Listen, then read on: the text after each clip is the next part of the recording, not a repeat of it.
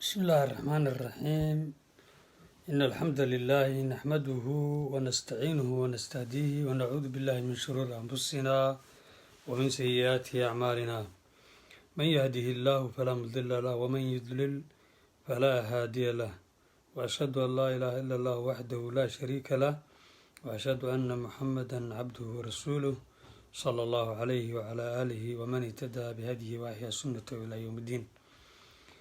darsigan insha allah waxaan kaga hadli doonaa sunan salaa.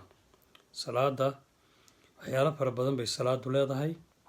Waan ka soo hadalnay shuruudeeda, arkaanteeda, waajibaadkeeda. Halkan insha allah waxaan kaga hadlaynaa sunanka salaada. Marka sunankana waxaa looga jeedaa shay fiican aseesi aan ahayn, yacni laazim ahayn. Nabiguna calayhi salaatu wasalaam sameeyey oo يعني كلا كمدة أحكام الصلاة كمدة وحكمدة سنن كالصلاة تأوه الرئيسة دعاء الاستفتاح. دعاء اللغوب باللوضة الصلاة الله أكبر منك هذه كذب. دعاء اللغوب باللوضة أيها كمدة وعلى دعاء الاستفتاح مركا قيمة بدن ويه وهذا غير كرتاتنا وكلا سبحانك اللهم بحمدك وتبارك اسمك وتعالى جدك ولا إله غيرك. عن هذا نوح سبحانك اللهم إله وأدان الزهن وبحمدك إله وانكوكو حمدنا يا وتبارك اسمك سرية أما النزهن وتعالى جدك شربت هذا سريسة ولا إله غيرك غيرك إيه نمجر إله كان نمجر نضيع هين. رواه إمام أحمد بحديث كاوري كوا كان ويجران الله غريا سيدا وجهت وجهي للذي فطر السماوات والأرض حنيفا مسلم وما أنا من المشركين إن الصلاة ونسكي ومحياي ومماتي لله رب العالمين لا شريك له بذلك أمرت وأنا من المسلمين وأنا أول المسلمين. ويفر بديهين مركن أنت مثال وي دعاء سوا سنة كصلاة كمتاي. كاللباد جعلك في اليمنى على اليسرى فوق الصدر حين القيام قبل الركوع وبعده. إن قعنت هذا كف كذا مدك تبدح ذا كف كذا كرسارته وضلابته كقبته يا ركوع الكهر يكذب sunnaday ka mid tahay. Marka taasaa ka mid ah. Ka saddexaad waxa weeye rabcul yadayni madmuumatay al-asaabici mamduudatan xadwa al-mankibayni cinda at-takbiirati al-uulaa wa cinda ar-rafci wal-rafci minhu wa cinda ar-rukuuci wal-rafci minhu wa cinda al-qiyaami min at-tashahhud al-awwal ila ath-thalithati. labada gacmood in kor loo qaado iyagoo waxa weeye madmuumateen la soo laabay oo farahooda la soo laabay lana taagay garabka in lala simo garbaha marka la takbiirsanayo. marka salaada la bilaabayo inaad gacmaha kor u qaado oo garabka la sibto kadibna allahu akbar tira adoo farihiisa isugu dumay oo isu geeyay kow. kolkaas rukuucda laga noqdana saasa iyadana la yeelayaa oo kor baa loo qaadayaa. warabcu minhu rukuucda marka laga noqdana kor baa loo qaadayaa. وعند القيام من التشهد الأول إلى الثالثة مركز التحيات كهر كسو كعدو التصدحات وكعي سنة يدنا كعمها كرباضو قايسة مركا انتاس او جيرويان كل كهربا مركز صلاة بلابيسو مركا الركوع ده طلبات مركا الركوع ده لغا نقنيو تصدحات تا أفراد مركا التحيات كهر لغا كعو التصدحات لو كعيو تاويان. نعم انتاسي وعوي سنة أي كمتها كل بسال صور شغيبة ما زاد عن واحدة في تسبيح الركوع والسجود وحي متكبدا سجود الركوع ده سبحان ربي الأعلى يا سبحان ربي العظيم ما ليلة سبحان ربي العظيم وحلقوا لها الركوع ده سبحان ربي الأعلى وحلقوا لها سجوده سبحان ربي الأعلى يا سبحان ربي العظيم سبحان ربي العظيم والركوع ده سبحان ربي العظيم وبحمده حديث بكسر رتين لله سبحان ربي العظيم وكليا والوجود يسنكره طهورة حبة طهورة وواجب لكن وحي ميت كبدا سبحان ربي العظيم تا أما سبحان ربي الأعلى ده وحي هل كبدا سنة كي كجرتها لكن هل وواجب إنه نروح إلى واجبات كي كجرتها كلك معناها سبحان ربي العظيم هل مرئنا إلهه وواجب wixii ka badan baa sunno ah subxaana rabiya alaclaa hal mar inaan idhaaho waa waajib, wixii ka badan ayaa sunno ah oo ziyaado ah. sidaa in loo fahmo weeyaan. waxaana fiican ruuxu inuu sunnada xataa badiyo oo subxaana rabiyal cadiim wabixamdihi, subxaana rabiyal cadiim wabixamdihi, ama subxaana rabiyal cadiim oo keliya inaad ku diisan kartaa, inaad waxoogaa dheeraysaa fiican. maa zaada calaa qowli rabbanaa walaka alxamdu bacda alqiyaam. rabbanaa walaka alxamdu inuu ruuxu yidhaha waajibaadka ku jirtaa, laakiin wixii intaa ka badan hadduu ku soo daro waa sunna. maxaa ka mid ah? rabbanaa laka alxamdu xamdan kathiiran dayiban mubaarakan fiih, inuu ku daro ziyaadadaas waa sunnaday ka mid tahay. jaclu ra'si xiyaala dahri fi rukuuc, inaad dhabarkaaga sinto oo madaxaaga iyo dhabarkaaga inaad sinto, rukuucda si fiican u sinto, yani waxay ka mid tahay sunnada. mujaafaatu alcadudayni can aljanbayn walbadni can alfakidayn walfakdi can fi sujuud, nacam, can ilsaaqayn, in gacmahaaga aada yar kala bixiso markaad rukuucayso oo la yar kala fogeeyo, siiba ragga sunnahay ka mid tahay. macnaha waxa weeye inaadan isku soo dhejin gacmahaaga iyo bowdyahaaga iyo markaad sujuudaysa aad yar kala bixiso. nabigu uu kala bixin jiray caleyhi salaatu wasalaam, sunnaday ka mid tahay. xataa waxaaba la yidhaha xawayaan baaba dhex mari karayba siduu u kala fogeyn jiray nabigu caleyhi salaatu wasalaam. laakiin gabadhu hadday ka cabsato in cawradeedii la arko, waxaa la amray inay isku dunto. hadday keligeed tahayna way kala bixin kartaa, laakiin calaa ayi xaal in macnaha la kala bixiyo gacmahaas iyo bowdyaha markaad rukuucsan tahay sunnaday ka mid tahay, oodan isku dhejin. jaclu ra'si xiyaala dahri fi rukuuc. waxaa ka mid ah rafcul yadayni can alardi cinda sujuud, in gacmahaaga aad kor u yar qaado oodan dhulka ku dhejin, sunnaday ka mid tahay. juluusu lmusalli calaa rijlihi lyusra mafruushatan, waxa iftiraashka la yidhaha baa sunnada ka mid ah. iftiraashku waxa weeye inaad ku fadhiisato lugtaada bidixda ah. wa nasbulyumna ta midigta ana waa taagaysaa atixiyaadka hore iyo labada sujuud dhexdooda, waxaa la yidhaahaa iftiraash. markaad sujuudda aada hore samayso bayna sajatayn, sujuuddii hore aad samaysay waad ka soo baxday, tii kale weli kuma aadan celin, saasaad u fadhiisanaysaa. macnaha lugtaada bidixda ayaad ku fadhiisanaysaa, tan midigta ana waa taagaysaa oo qibladaad qaabilinaysaa. sunnada ayay ka mid tahay. waxaa ka mid ah sunnada atawarug fi tashahud alakhiir, atixiyaadka dambe inaad sinta ku fadhiisato ood dhulka isku sii daysa ayaa ka mid ah, ood sintaada dhulka ku fadhiisato fi rubaaciya, salaada afarta iyo ta saddexdaaba. wahuwa aljuluusu in lagu fadhiisto calaa maqcadatihi wa jaclu rijli lyusraa taxta alyumna, lugta midigta ah waa taagaysaa, waan maaragtay dhulkana waad isku sii daynaysaayo sintaada lugtaad dhigaysaa weyaan, dhulkaad dhigaysaa. ka 11aad waxa weye alishaaratu bisabaaba fi tashahud alawal, inaad atixiyaadka hore wathaani inaad fartaa aad waxa weeye kusoo taagto, fartaa fusuulka ku xigta inaad saa u taagto ood dhaqaajiso ya, ood ilaahay ku baryayso, macnaha ilaahay ku waxidayso, sunnada ka mid tahay. wasalaatu watabriiku calaa maxamed sala allahu aleyh wasalam, nabiga caleyhi salaatu wasalaam in lagu saliyo iyo in la barakeeyo, la yidhaha allahuma salli calaa maxamed wacala ali maxamed, allahuma baarik calaa maxamed wacala ali maxamed. ibraahimiyada lagu akrinayo atixiyaadka hore sunnaday ka mid tahay. atixiyaadka dambe waxay ku jirtaa arkaantay ku jirtaa, laakiin ka hore sunnaday ka mid tahay. adducaa fi lakhiir, yacni atixiyaadka dambe in ilaahay lagu baryo sunnaday ka mid tahay oo duca akhrisato, sunnada nabiga ka mid tahay caleyhi salaatu wasalaam. aljahru bilqiraa'a, salaada subaxa in qirada kor loo qaado, iyo jumcaha iyo ciidaha iyo salaatul istisqaada, salaada roobdoonka, labada ragcadoodee hore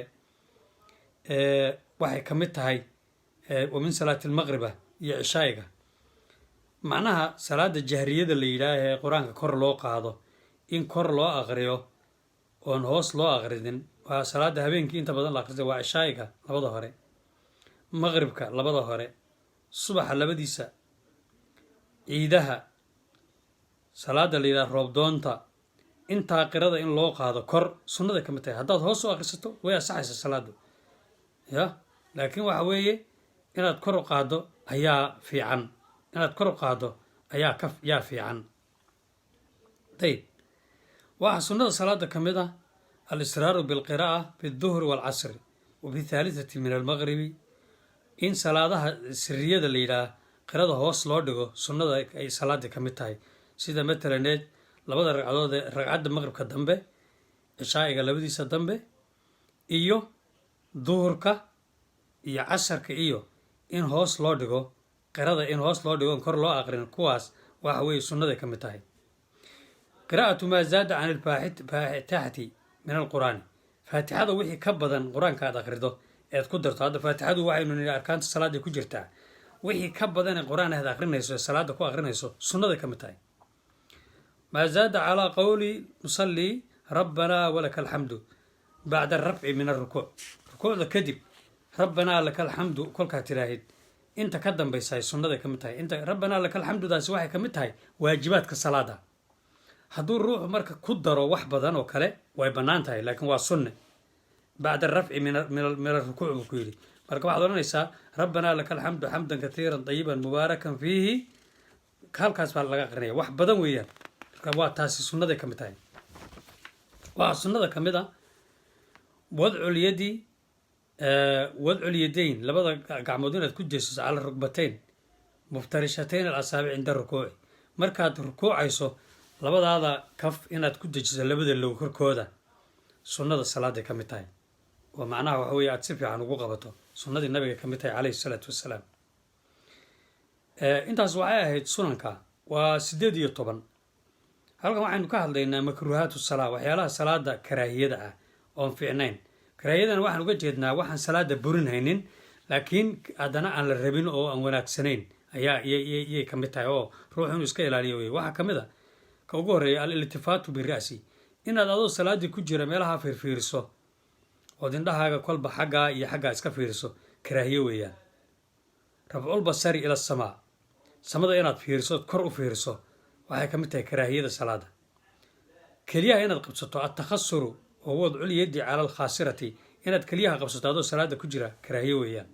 karaahiyadu macnaha waxaa looga jeeda waxaan diintu jeclayn weeyaan. an yakufa almusalli calaa ma starsala min shacaarihi aw thawbihi, inaad adoo salaada ku jira qabato marada hoos aaday ama timaha dheer. waxaan uga jeedaa mara ziyaada ah haddaad haysato oo matalan dheer oo kale, inaad qabato ood ku ciyaarto adoo salaada ku jira, ama cumaamada ku ciyaarto, ama timo dheerba ruuxu leeyahu timihii qabto, waxay ka mid tahay waxyaalaha karaahiyada. waxaa ka mid ah waxyaalaha karaahiyada tashbiikul asaabic wa faqraqacatuhaa, in faraha laysku qabto, farahaaga aad isdhex geliso haddana qacqacaad ka siiso, farqaca carabiga lagu yidhaah. tashbiikul asaabic waxaa looga jeedaa inaad faraha isku qabato markaa qacqac iyo waxaad kaga siiso adoo salaada ku jira ama masjidkaba jooga, karaahiya weeye, wax diintu jeceshahay maaha. masul xasa, inaad quruurax taataabato adoo salaada ku jira sujuudda, wixii mar ka badan, haddii quruurax badan hortaada yaallo hal mar waad iska durkin kartaa, laakiin wixii hal mar ka badan inaad quruuraxa maanta oo dhan taataabato waxay ka mid tahay karaahiyada. alcabatu bimaa yashqulu can isalaa, ruuxu inuu ku ciyaaro waxyaalo badan oo salaada ka mashquulinaya. matalan hadda dadka qaar ba waxaad arkaysaa wuxuu ku ciyaarayaa cumaamadiisa, wuxuu ku ciyaarayaa waxbuu ku ciyaarayaa, salaaddii baa lagu jiraa, waxbuu kol kala rogayaa. dhaqdhaqaaqa faraha badan ee ciyaartaasi hadday badatana salaada way burisaa, oo salaadaha waxyaalaha burin bay ka mid tahay. hadday yar tahayna karaahiyo weeyaan.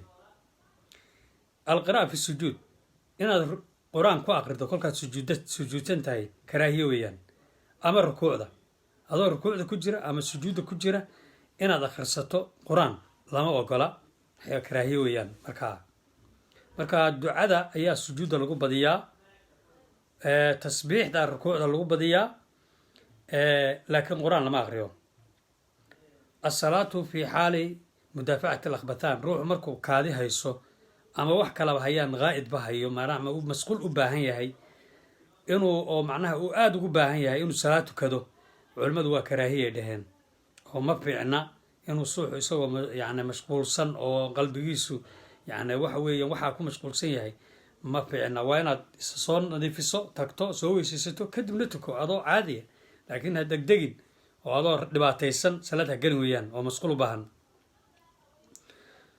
asalaatu bixadrati dacaam, waxyaalaha karaahiyada waxaa ka mid a ruuxu inuu maxaanku idhaahaa uu isagoo cunto u baahan uu maaragtay kadib uu salaad iska galo. aad buu u gaajaysan yahay, cunto u baahan yahay, markaasuu masquul yuu cuntadii bilaabayaa. marka culimadu waxay dhaheen horta ha cuno cuntada kadibna ha tukado, maxaa yeelay qalbigiisu wuxuu ku mashquulsan yahay waxaas, macnaha khushuuc ma leh. aljuluusu cala alcaqibayn waiftiraashu diraacayn, waxyaalaha karaahiyada waxaa ka mid a ruuxu inuu labada cidhbood isku taago ama uu labada dhudhunna dhulka dhigo sida ayga oo kale. arrintaasi waa karaahiyo iyo culimmadu dheheen arrin fiican maaha. ayib, intaasna waxa weeyaan waxaan ku daynayaa waxyaalaha karaahiyaadka salaada oo fiicnayn. waxyaalaha salaada maxaanku idhaahaa buriya waxaa ka mid a tarku ruknin min arkaanihaa, hadduu rukni ka tago ruuxu salaad way ka buraysaa. matalan hadda faatixadii baad ka tagtay, salaadima ma jirtaba. alakl washurbu, haddaad cunto amaad cabto adoo salaada ku jira, salaad waa buraysaa. alkalaam, ruuxu hadduu hadlo isagoo salaada ku jira, ya waxaan salaada u suuban buu ku hadlay, wixii salaada uun ku saabsanee tasbiix iyo subxaan allah iyo dhib male, kaasiba hadal baa la yidhaha. lakiin hadalka waa la ogol yahay. laakiin hadal kale oo aan salaada ku saabsanayd haddaad iska waryaa iyo iska tiraa or maxaad sheegtay iyo iska tiraa salaada dhexdeeda, salaad way kaa buraysaa. dixki, ruuxu salaada inuu ku qoslo, wahuwa alqahqaha, ruuxu inuu salaada dhexdeeda aada u qoslo isagoo ku jira, salaaddu way ka buraysaa.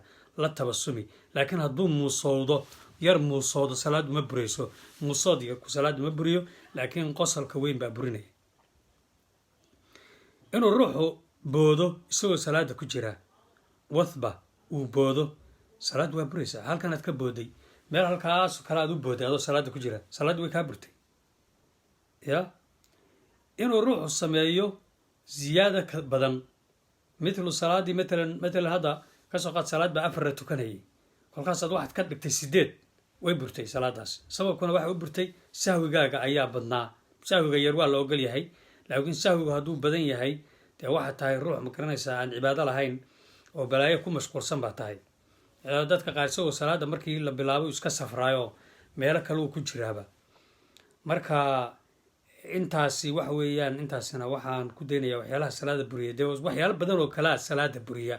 waxaa kamid ah adoo salaada tukanaya hadda haddii nijaaso ay kusoo gaadho, oo inkastoo shuruuddeedu horeba ay kamid ahay, haddii nijaaso kugu soo dhacdo adoo salaadii ku jira, dee salaaddii wax weeya way burtay. weysadii baa kaa burtay, salaaddii way burtay. maxaanku idhahaa, qibladaad ka jeedsato meel kale aad u jeedsatay, salaaddu way burtay. kulli waxaasoo salaaddu way buriyaan, laakiin intaas hadda ayaan kasoo qaatay waxyaalaha salaada buriya. marka waa wax muhima oo ruuxa muslimka iyo axkaamta salaada inuu barto waa muhim. cudurdaarna ma lihid haddii islaamka aad ku dhalatay oo ruux muslina aad tahay, oo intaa culimmadu ay diinta sheegayaan inaad salaada waajibaadkeeda iyo arkaanteeda iyo waxa salaada burinaya iyo xukmu taariku salaadka iyo inaad baran weydo, cudurdaar ruuxu male, loo cudurdaari maayo. sababkoo intaasaa islaamka ku dhex jirtay, waa inaad barato. yani matalan hadda ruuxa salaadaha ka tegaya oo kale, waan hadda ka horna waa ka soo hadlay. waxa weeye culimmadu waxa weeye qaar baa waxa ku tagan inuu gaal yahay, lixadiidkii nabiga caleyh salatu salaam bayna arajuli washirki walkufri tarku salaa, ninka iyo waxa u dhexeeya gaalnimo iyo shirki iyo gaalnimo talaada uu ka tago un, macnaha naarna uu gelaya. marka xukunka saalku taraadka ruuxu inuu barto weeye, waan kasoo hadalay taas. laakiin macnaha waxaan ka wadaa in salaada lagu daalo weeye. salaadu fawaa'id badan bay leedahay insha allah iyo fadli badan. mar kalaan insha allah ka hadli doonaa fadligeeda iyo fawaa'idkeeda. haddaan hadda soo qaato hal faa'iida ah, waxaa ka mid a ruux markuu dhinto qabriga la dhigo, salaaddu waxaa la yidhaha xagga dambey fadhiisataa, xagga lugihiisa yay salaadu soo fadhiisan. waxay odhanaysaa meeshan wax xaggan kasoo geli karaa ma jiro, cadaabkay kaa difaacaysaa. taasaa ka mid a qabrigay ruuxa u nuurisaa salaadu, oo ruux markuu dhinto qabriga ayay iftiin kaaga dhigaysaa. qabrigu waa madow hadduuna ruux cibaado lahayn.